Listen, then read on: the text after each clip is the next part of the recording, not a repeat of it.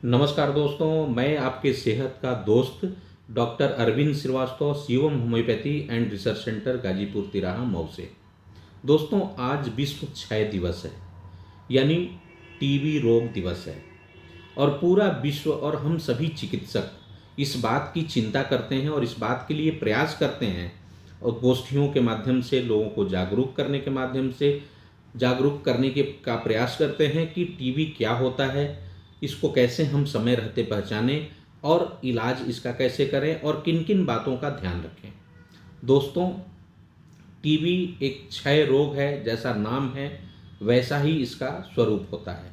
अगर किसी को टीबी हो गया तो उसमें क्षय क्षय का प्रोसेस शुरू हो जाता है। क्षय का मतलब लॉस, हर लेवल पे लॉस शुरू हो जाता है।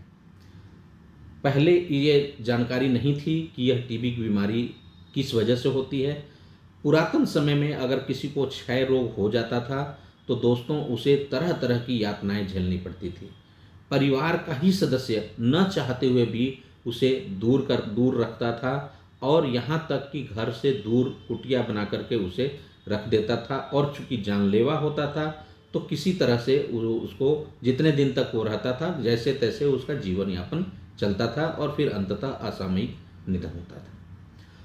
दोस्तों, उसके बाद आयुर्वेद ने काफ़ी प्रयास किया और आयुर्वेद में भी इसकी दवाएं काफ़ी हद तक की गईं और बहुत सारे लोग आयुर्वेद का लाभ लिए। लेकिन बाद में ये जब जानकारी हो गई कि यह जो है एक तरीके का बैक्टीरियल इन्फेक्शन है और माइकोबैक्टीरियम ट्यूबरकुलाई के इन्फेक्शन की वजह से ये होता है, तो फिर इसका धीरे धीरे करके हल ढूंढा गया और आज के डेट में इसका बहुत ही सटीक और माकूल इलाज है और पूरी तरह से यह ठीक हो सकता है। दोस्तों, आज इस वीडियो में हम जानेंगे कि यह टीबी कितने तरह का होता है और उसके लक्षण क्या होते हैं, कैसे हम उसे पहचानें, फिर इलाज क्या होता है, इलाज क्या हो सकता है और क्या हम स्वस्थ हो सकते हैं। तो आइए दोस्तों, सबसे पहले हम जानते हैं कि टीबी कितने प्रकार का होता है। दोस्तों, यह शरीर के कई अंगों को प्रभावित कर सकता है और वहाँ टीबी पैदा कर सकता है। फेफड़े में जब इसका इन्फेक्शन होता है उसे हम लोग कॉक्स लंग्स इन्फेक्शन बोलते हैं। कॉक्स लंग्स यानी फेफड़े की टीबी बोलते हैं। उसका जो लक्षण होता है वो यही होता है कि खांसी रहना और 2 हफ्ते से ज़्यादा दिनों से या महीनों से खांसी बने रहना और बलगम निकलना, पर्याप्त मात्रा में बलगम बनना और निकलना। तो बार बार खांसी हो रही हो, खांसी ठीक ना हो रही हो और बलगम निकल रही हो। बलगम में सफ़ेद भी, पीला भी हो सकता है और कभी कभी रक्त मिश्रित भी हो सकता है, लाल भी हो सकता है और कभी कभी तो ब्राइट रेड ब्लड के साथ जो है, कफ के साथ जो है ब्लड भी ब्राइट रेड, बिल्कुल चमकीला लाल ब्लड भी निकल सकता है, आ सकता है। तो इस तरह के लक्षण होते हैं। दूसरा जो लक्षण होता है वो होता है बुखार का। इसमें बुखार आता है, दिन भर मध्यम मध्यम बुखार रहता है, लेकिन शाम होते होते तेज बुखार हो जाता है और रात को पसीना काफ़ी होता है।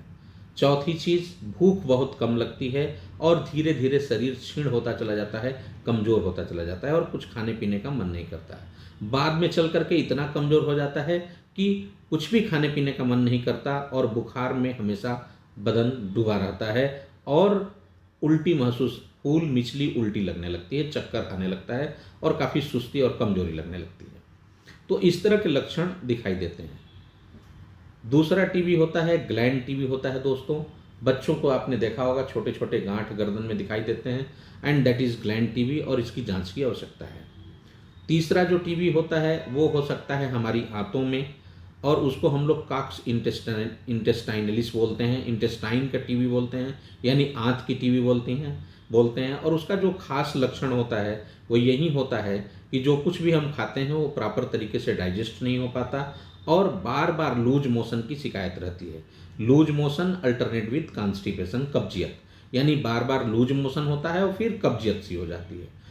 साथ साथ कमजोरी महसूस होने लगती है और शरीर धीरे धीरे क्षीण और वजन घटने लगता है। तो अगर इस तरह का लक्षण दिखाई दे तो ये कॉक्स इंटेस्टाइनलिस हो सकता है और अल्ट्रासोनोग्राफी में आमतौर पे मिजेंट्रिक लिम्फेडिनोपैथी देखने को मिलती है। मिजेंट्रिक लिम्फेडिनोमा देखने को मिलता है, जगह जगह आंतों में गांठ जो है देखने को मिल सकती है और ये लक्षण दिखाई देते हैं। इसी तरह से दोस्तों बोन टीबी भी हो सकती है और बोन का कोई भी पार्ट या जॉइंट इन्वॉल्व हो सकता है और ये जॉइंट को ख़राब कर सकता है, नेक्रोज कर सकता है और पूरी तरह से डैमेज कर सकता है। और बहुत बार ऐसा देखा जाता है कि जॉइंट इन्वॉल्व होने पर, जॉइंट यानी बोन टीबी होने पर फिर यह डिसेबल्ड भी कर सकता है, व्यक्ति को बेकार कर सकता है और उसकी जो दैनिक दिनचर्या है वो भी प्रभावित हो सकती है और जानलेवा भी हो सकता है। यहाँ तक कि कभी कभी पैर हाथ बोन छोटे बड़े हो जाते हैं और चलना फिरना भी दूभर, उठना खड़ा होना ये भी दूभर हो जाता है। तो इस तरह से जो टीबी है वो फेफड़े की टीबी, ग्लैंड टीबी, आंतों की TB, bone TB, joint TB, इस तरह से टीबी कई तरह के हो सकते हैं। यही नहीं, किशोरियों और महिलाओं में ये रिप्रोडक्टिव सिस्टम में भी इन्फेक्शन जा सकता है और आमतौर पे ऐसा देखा गया है कि बांझपन का एक बहुत बड़ा कारण जो है टीबी का इन्फेक्शन होता है और वो जब फैलोपियन ट्यूब को प्रभावित करता है तो फैलोपियन ट्यूब को धीरे धीरे ये सुखा देता है और ऐसे में फिर उसे बांझपन हो जाता है, यानी बच्चा जल्दी नहीं ठहरता और पता चलता है कि इनके जो है फैलोपियन ट्यूब में टीबी की शिकायत की वजह से फैलोपियन ट्यूब खराब हो गया या सूख गया है। तो इस तरह से टीबी के ये जो है प्रकार हो सकते हैं। अब दोस्तों सवाल उठता है कि टीबी की जांच क्या है। दोस्तों जहाँ की टीबी है उसी प्रकार का उसका जांच है और एक चेस्ट एक्सरे कराते हैं। एक्सरे में काफ़ी कुछ क्लियर हो जाता है। आवश्यकता अनुसार हम मांटू टेस्ट कराते हैं, स्किन पे एक दवा लगाते हैं और 48 घंटे से 72 घंटे के बीच उसका अध्ययन करते हैं और एरिथमेटस रिएक्शंस को देखते हैं और वहाँ पे जो भी चीज़ें बनती है उसके आधार पर हम जो है ये क्लियर करते हैं कि आपको शरीर के अंदर कहीं भी टीबी की शिकायत है या नहीं। अगर मांटू टेस्ट पॉजिटिव आता है तो ये क्लियर कट है कि टीबी हो सकती है। इसको कंफर्म करने के लिए और भी हम टीबी गोल्ड टेस्ट करा सकते हैं या पीसीआर टेस्ट करा करके हम कंफर्म करते हैं कि हाँ टीबी है कि नहीं और या कहाँ की टीबी है। तो इस तरह से हम इसकी जांच करा सकते हैं और करा करके कंफर्म करते हैं कि टीबी है।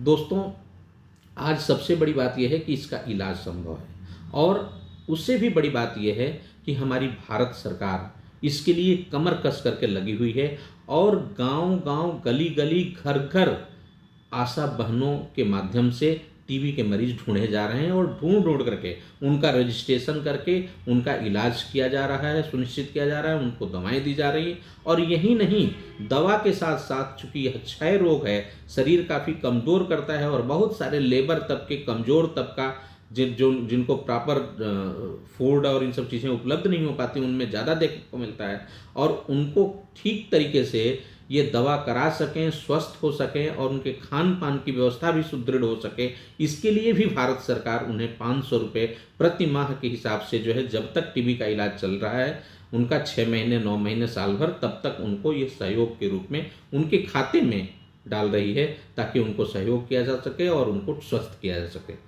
तो दोस्तों यह हर छोटे बड़े अस्पतालों में इसकी दवाएं उपलब्ध हैं और पूरी तरह से निःशुल्क और मुफ्त में उपलब्ध है। साथ ही पैसे का भी सहयोग आपको मिल रहा है ताकि आप ठीक से सही तरीके से खान पान करके और अपने को ठीक कर सकें। सबसे जो खास बात है इसके इलाज में वो यही है दोस्तों कि इसकी दवा एक दिन भी नागा नहीं होनी चाहिए। अगर आप दवा नागा करते हैं तो निश्चित रूप से आप अपने जीवन को खतरे में डाल रहे हैं और अगर दवा नागा करते हैं तो एक ऐसी स्थिति भी बन सकती है जब आपकी यही टीबी जिन दवाओं से बड़े आसानी से ठीक हो सकती थी, आगे चल करके न ठीक हो और उसको हम लोग मेडिकल भाषा में बोलते हैं DRD, ड्रग रेजिस्टेंस डिजीज।